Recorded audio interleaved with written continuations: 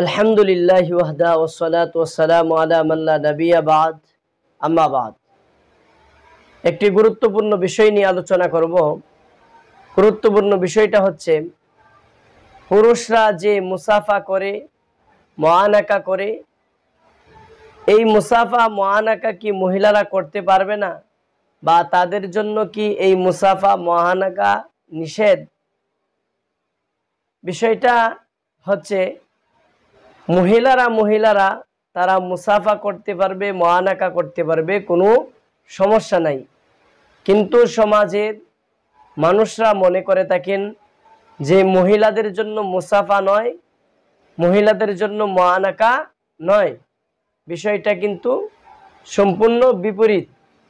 মহিলাদের জন্য মহিলারা মুসাফা করতে পারবে, মুআনাকা করতে পারবে, যেমন ভাবে পুরুষরা মুসাফা করে থাকেন, মুআনাকা করে থাকেন।